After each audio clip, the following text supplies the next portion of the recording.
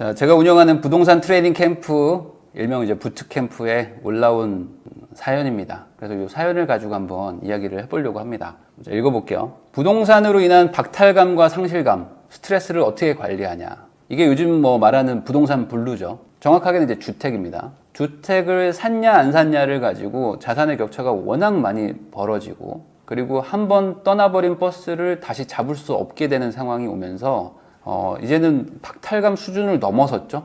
허탈감과 분노까지 오게 됩니다. 그리고 나서 지금 열심히 회사를 다니던 분들도 뭔가 근로 의욕도 급격하게 떨어지고, 그냥 신세 한탄이 더 많아지고, 내가 이렇게 노력해서 월급 더 버는 게 무슨 의미가 있냐 라면서 이제 사회적으로 분노까지도 많이 생기고 있어요. 그러다 보니까 이제 우리 카페 이제 회원분도 이런 글을 적어주신 거예요. 같이 한번 읽어볼게요. 안녕하세요. 저는 연소득이 조금이나마 되는 30대 사업자입니다. 그래도 이분은 사업을 하시는 분이에요. 저는 정말 한시도 쉬지 않고 일을 합니다. 사업하는 분들이 정말 그렇죠. 저는 집에서 지원받은 것도 없고요. 부동산에 대해서 그냥 막연하게 겁이 났기 때문에 그동안 월세로 살았습니다. 저는 나름대로 정말 열심히 살고 열심히 모았다고 생각했는데 요 몇 년 사이에 주변에 부모님들이 결혼 앞두고 집을 사주거나 물려준 친구들, 혹은 청약에 당첨된 친구들이 앉아서 5억에서 15억을 벌었더라. 나는 그동안 사업하면서 정말 고생이란 고생은 다 했는데 아마 잠도 줄여가고 휴가도 못 가죠. 사업을 매일매일 하셔야 됐었을지도 몰라요. 부동산에 무지했던 저 스스로를 반성합니다. 그래서 지금 열심히 공부를 하고 있어요. 그렇지만 가끔은 이게 뭔가 하면서 상실감이 오는 저를 발견할 수 있습니다. 심지어 이 친구들은 재난지원금을 받기도 합니다. 저는 고소득자란 이유로 재난지원금도 못 받습니다. 그 말은 이제 상위 10% 수준이시라는 거예요. 그러니까 소득은 정말 높은데 집을 한 번 안 샀더니 따라갈 수 없게 된 것 같고, 뭐랄까 묘하기도 하고 기분이 좀 우울하다. 와이프분은 지금부터 열심히 투자하면 된다 라고 하는데 저도 압니다. 아는데 마음이 그렇게 안 된다. 부동산은 집주인의 거주 통보로 인해서 고민하다가 얼마 전에 거주용으로 매수하긴 했어요. 그러니까 상황이 그나마 좀 나은 거죠. 사긴 샀어요. 사실 제가 이 정도 이렇게 모았으면 이런 집은 살 것이다 라고 막연하게 생각했던 어떤 그런 집이 있었을 겁니다. 근데 그 집의 절반 수준 정도밖에 안 되는 급지나 크기다.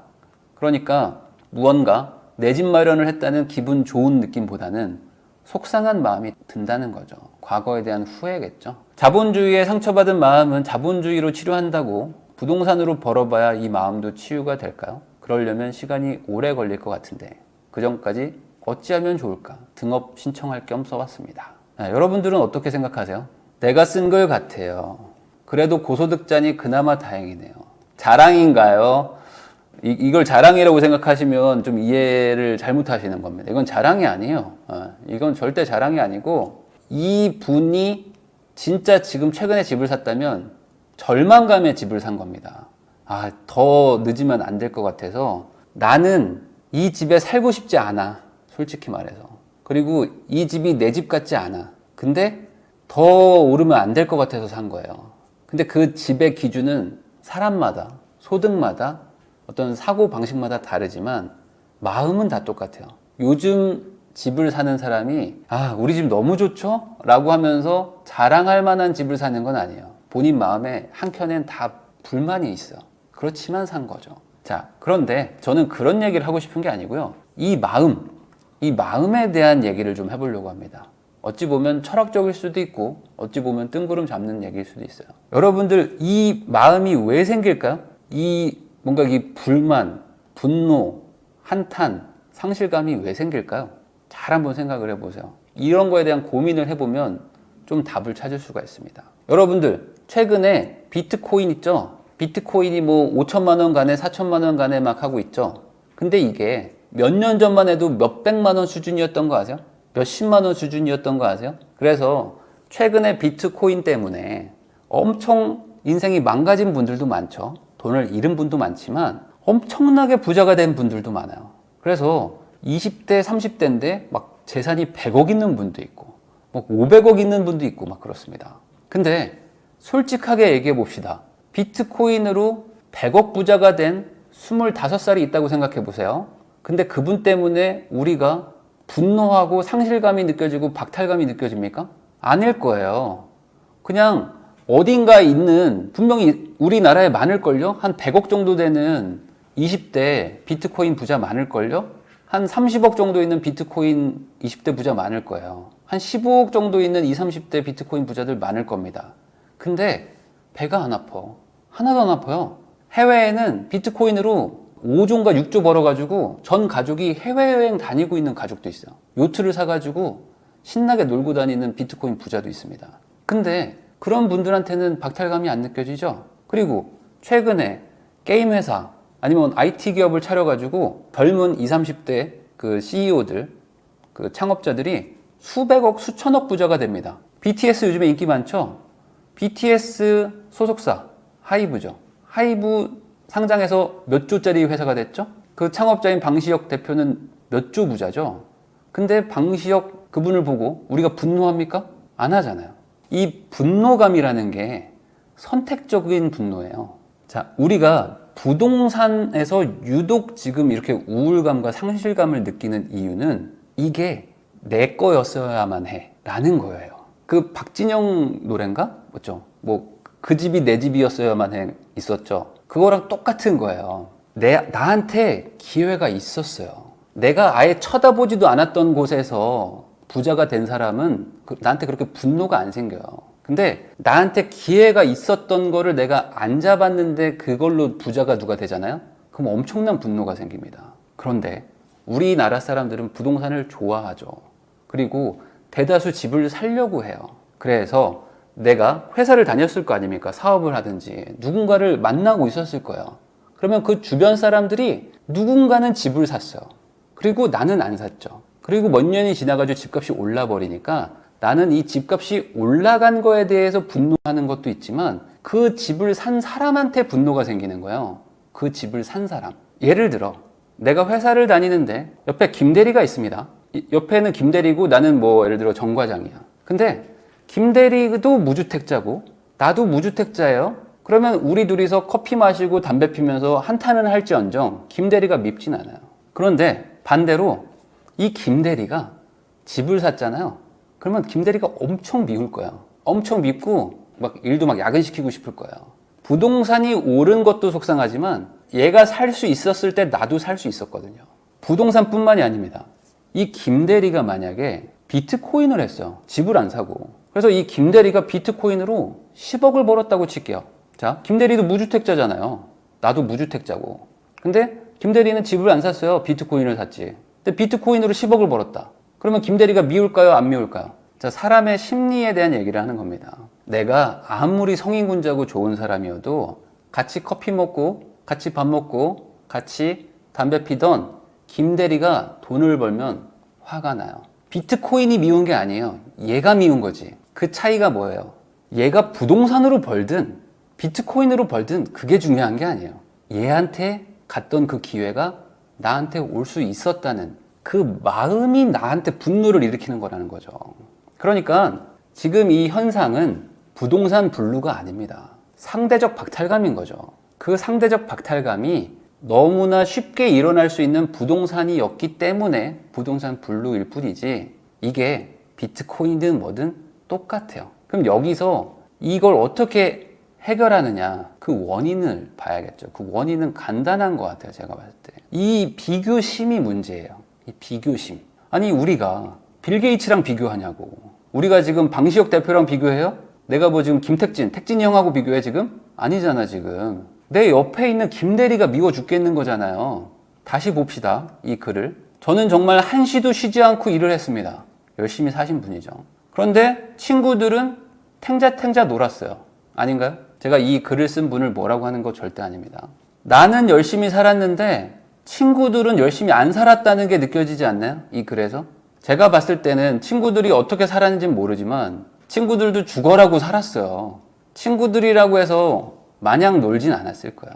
이 친구들도 결혼을 하면서 집을 사준다고 했을 때 뭐 집을 물려받은 사람도 있겠지만 그걸 물려받을 때 이 친구들도 부담이라는 게 있었을 겁니다. 그리고 이걸 내가 받았을 때 뭐 집값 떨어질 수도 있고 세금도 부담도 해야 되고 내 마음에 안 드는 집인데 나는 다른 집 사야 되는데 나 청약도 받아야 되는데 나도 뭐 할 거 많았을 거야. 뭐 대출이 있었을 수도 있습니다. 맞죠? 그럼 대출 이자도 내야 되고 고생스럽게 살았을 거야. 저는 반대로 이 글을 보면서 이런 느낌이 들었어요. 뭐냐? 이 친구들 입장에서는 우리를 부러워하지 않았을까? 이 친구는 사업하는 친구인 이 글 쓴 분을 부러워했을 거예요.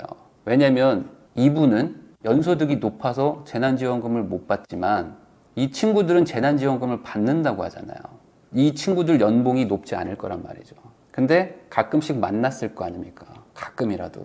그러면 내 친구는 30대에 번듯한 장사를 할 수도 있고 아니면 어떤 사업체가 있을 수도 있어. 그리고 막 직원들도 두고 막 사장 소리 들어가면서 열심히 사는 친구예요. 근데 나는 막 지금 뭐 대리야, 과장이고 막 맨날 막 깨지고 있고 열심히 일해도 뭐 연봉 늘어나는 것도 없고 그랬을 수도 있습니다. 그러니까 이 사업하는 우리 친구를 되게 부러워했을 수도 있어요. 그래서 이게 결국에 다 그냥 비교심에서 나오는 거예요. 비교심에서. 나도 사업할 수 있었는데 이 친구는 사업을 선택해서 저렇게 상위 10%가 됐는데 나는 사업을 못 해가지고 겁이 나가지고 걱정돼서 아이템이 없어가지고 그나마 뭐 집 사고 그냥 착실하게 살았던 걸지도 몰라.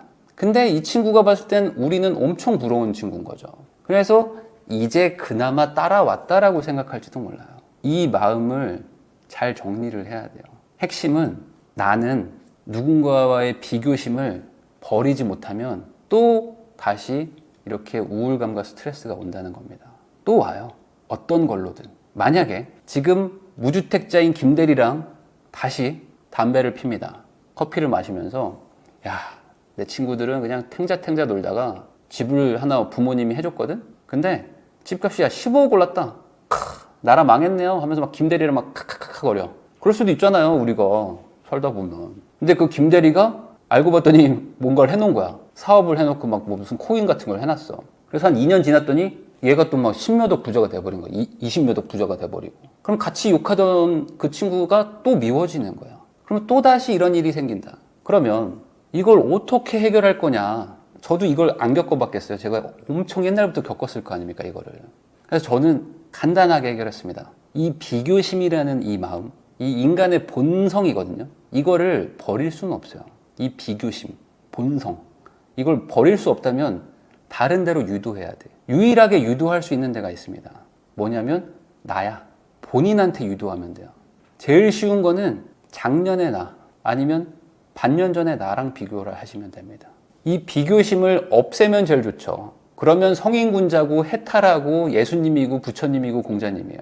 근데 그게 되겠냐고요, 솔직히. 그건 어렵다. 제가 해봐도 그건 쉽지 않더라고요. 근데 이 비교심을 유일하게 풀어내는 방법은 나한테 비교하는 방법밖에 없어요. 그러니까 반대로 나랑 비교해. 몇 달 전에 나와, 반년 전에 나와. 그러지 않으면 이 불행감은 계속 갑니다. 작년에 나와 비교하잖아요? 그러면 작년보다 내가 발전한 부분이 있을 거 아닙니까? 예를 들어 이분은 사업을 하시니까 사업이 조금 더 확장을 했다거나 아니면 조금 더 안정화가 됐다거나 아니면 통장에 잔고가 쌓였다거나 이런 것들이 있으면 과거와 내가 비교해서 내가 더 낫죠? 이 비교심의 해결 방법은 더 나아진 거와 비교하면 돼요. 이게 못된 인간의 마음이에요. 나랑 비슷한 사람들이 나보다 못 살길 바라는 게 이 비교심이에요. 저는 그렇게 생각합니다. 그래서 이 인간의 악한 마음인 거예요. 그래서 내가 친구라고 생각하는 애들이 나보다 못 살길 바래. 그러면 마음이 편해집니다. 이 비교심이 그때 안정화가 돼. 내가 이 무리에서 가장 잘 살면 안정화가 됩니다. 근데 이 무리가 나보다 잘 살잖아요? 그러면 비교심이 분노로 가. 그러면 누군가는 나보다 못 살아야 돼. 이 비교 대상이 나보다 못 살아야 돼요. 그럼 누구랑 비교하면 돼요? 과거의 나랑 비교하면 됩니다. 그러면 과거의 정태익은 현재의 정태익보다 못 사는 놈이기 때문에 100% 비교해서 승리할 수가 있어. 그리고 반대로 과거의 정태익이 지금의 나보다 잘 살잖아요. 만약에 내가 지금 상황이 안 좋잖아요. 그러면 그게 분노가 되겠죠. 근데 그 분노가 누구한테 가? 본인한테 가겠죠. 그러면 이게 어떤 마음으로 바뀌냐? 이 비교심이 열심히 살겠다는 그 원동력으로 바뀌는 거예요. 근데 이걸 계속 남하고 비교하잖아요. 그럼 이 원동력이 엔진이 안 돌아갑니다. 엔진이 안 돌아가고 오히려 악한 마음이 점점 생겨가지고 남을 계속 비난하게 돼요. 왜냐? 주변 사람들이 나보다 못 살아야지만 이게 끝나거든요. 나보다 못 살게 돼야 이 분노로 바뀐 비교심이 끝나요. 그러니까 악한 마음이 계속 생겨. 그리고 얘네들을 어떻게든 비난해. 근데 얘네들이 나보다 점점 잘 살게 되잖아요. 그럼 어떻게 되죠? 이 친구들을 떠납니다. 이 친구들을 떠나고 다시 나보다 더 못 살 것 같은 애들을 만나게 돼 있어요. 그래서 그 친구들과 어울리면서 다시 또 비난을 하기 시작해. 그러면 내 인생은 점점 나락으로 가는 거예요. 근데 반대로 나와 비교하잖아요? 그러면 작년에 나보다 잘 살았잖아요? 그러면 기분이 좋아져. 그리고 분명히 작년보다 내가 더 나아졌기 때문에 내가 만날 수 있는 사람들도 조금씩 달라집니다. 그러면 다시 그 사람들 수준이 되는 거예요. 그러니까 이 부정적인 이 나락으로 가는 길을 유일하게 꺾을 수 있는 방법은 나와 비교하면 된다. 이분은 지금 집 샀어요? 맞죠? 집 샀잖아요. 1년 지나면 제 말이 이해가 될 겁니다. 이 집이 오르잖아요? 이번에 산 집이 오르잖아요? 그러면 갑자기 마음이 평안해져. 평안해지고 갑자기 기분이 좋아집니다. 여기 실거주까지 하잖아요? 갑자기 기분이 좋아져. 그리고 난 사업도 하는 사람이야. 집이 내 마음엔 안 들지만 실거주를 하고 있죠? 뭐 자녀분도 있을 수도 있어요. 자녀도 있고 애도 잘 커. 난 상위 10%. 재난지원금을 못 받는 자부심이 있는 상위 10% 아닙니까? 자부심을 받았잖아요. 그 자부심도 느껴져. 사업도 잘 될 수도 있어요. 여전히 열심히 사는 좋은 분이에요. 그러면 갑자기 자존감도 늘어나고 행복감도 생깁니다. 근데 여기서 이런 마음을 안 갖고 계속 친구들을 부러워하잖아요? 그러면 본인의 사업도 힘들어질 것이다. 자본주의에 상처받은 마음은 자본주의로 치료합니까? 그런 얘기는 아닙니다. 부동산으로 벌어봐야 이 마음도 치유됩니까? 그런 것도 아닙니다. 부동산으로 벌어도 소용없어요. 친구랑 계속 비교하면은 저 집을 샀어야 되는데 라는 얘기를 입에 달고 삽니다. 저한테 상담하는 분들도 꽤 많은 분들이 잘했거든요? 2년간 잘했어. 2년간 충분히 좋은 선택해서 돈 벌어놓고도 불행해요. 왜 불행해요? 그때 그거 안 사고 이거 샀었으면 돈 더 벌었는데, 이거 안 사고 이거 샀으면요 제가 2억은 더 벌었는데 그때 이걸 사가지고 우리 남편이 이거 사자고 해가지고 1억밖에 못 벌었어요. 그러면서 불행해하고 있어요. 이 비교심을 꼭 기억을 하시고 이거를 극복을 해야 된다. 아무도 극복 못 해줍니다. 이거는 본인 스스로 극복할 수밖에 없어요. 비교심을 없애면 제일 좋겠지만 그거는 저도 못하기 때문에 어쩔 수 없습니다. 비교심을 본인에게 돌리세요. 그리고 내가 가진 거에 돌리시고 과거의 나와 돌리면 분명히 행복감도 높아질 거고 앞으로 더 열심히 살아야 되겠다는 원동력이 생길 겁니다. 내가 할 수 있는 거를 최선을 다해서 한다. 그거야말로 거의 유일한 해결책이 아닐까 그런 생각을 해봅니다.